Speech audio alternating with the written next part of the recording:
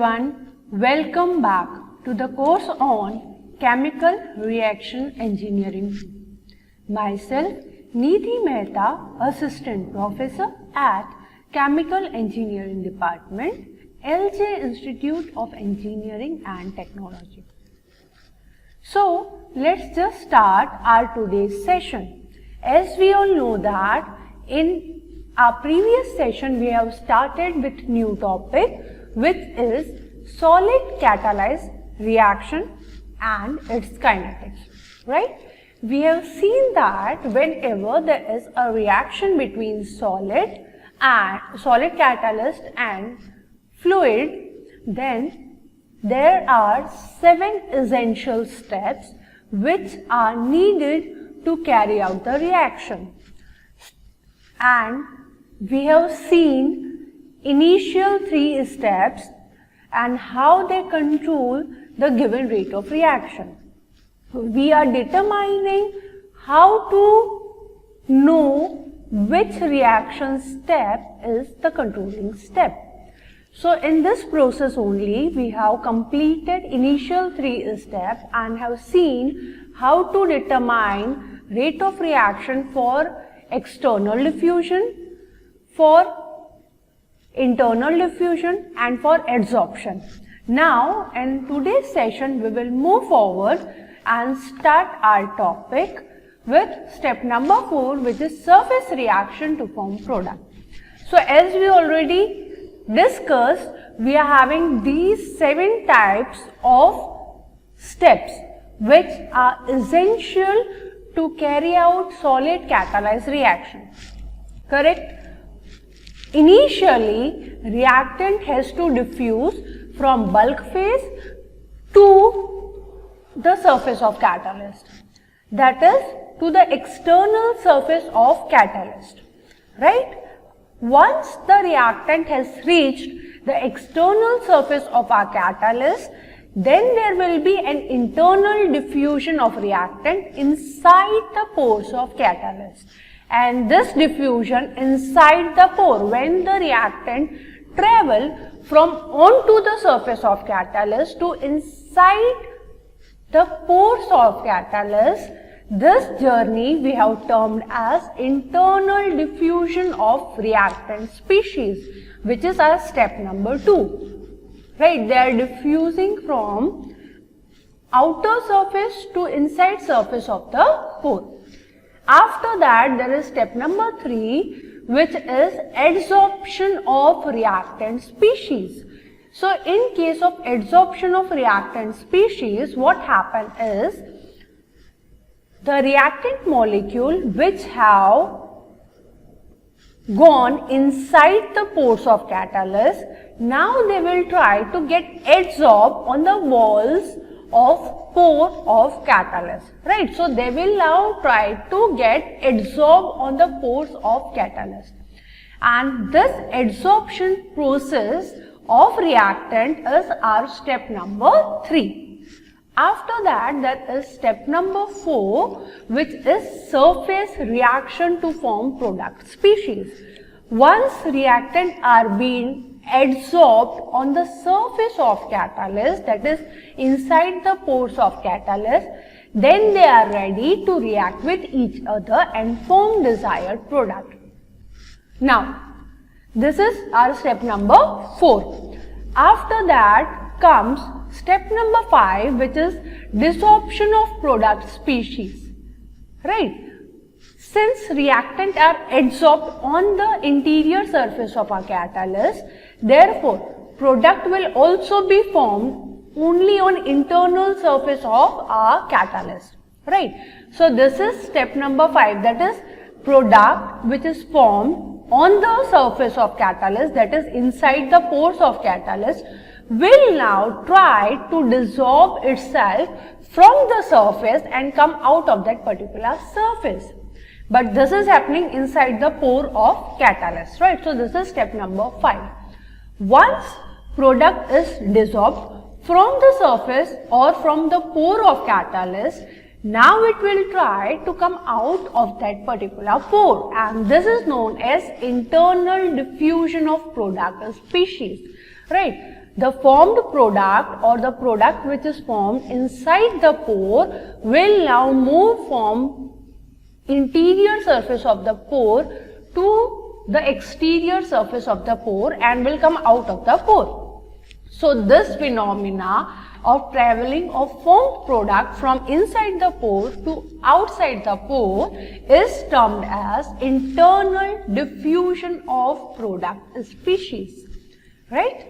After that, the last step comes in which the formed product will now move from surface of the catalyst to the bulk phase, and this step is known as external diffusion of product species. Correct? So these are 7 steps. Now we need to determine out of these 7 steps which step will control our reaction mechanism, right? So for that only we need to understand how to determine rate of reaction for given steps. So for step number 1, step number 2 and step number 3, we have already seen the formula which is used to determine rate of reaction, and based on that calculation only we can determine the slowest step. Now in today's session we will start with step number 4, that is how to determine rate of reaction for surface reaction, right? So now let's just start our step number 4. So here we are considering that step number 4, which is surface reaction to form product species.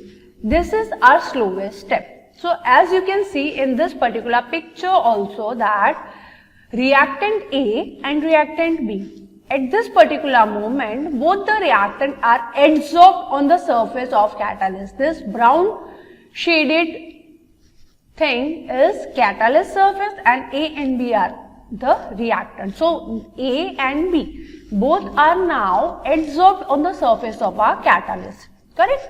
So now we are considering here that this is the slowest step. So what will happen if this is the slowest step?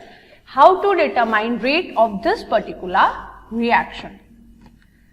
So for this we can consider single site case where only one adsorbed species participate in surface reaction. We are saying that only one adsorbed species, that is A, is taking part in the reaction.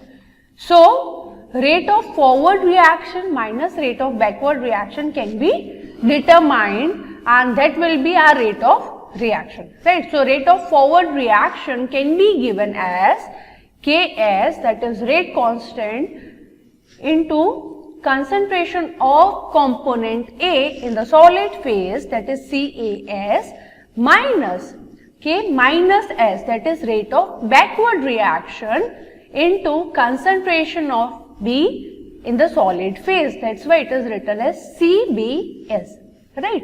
So this is the case when we are considering single site case, that is in the single site only reactant are adsorbed and getting converted into product.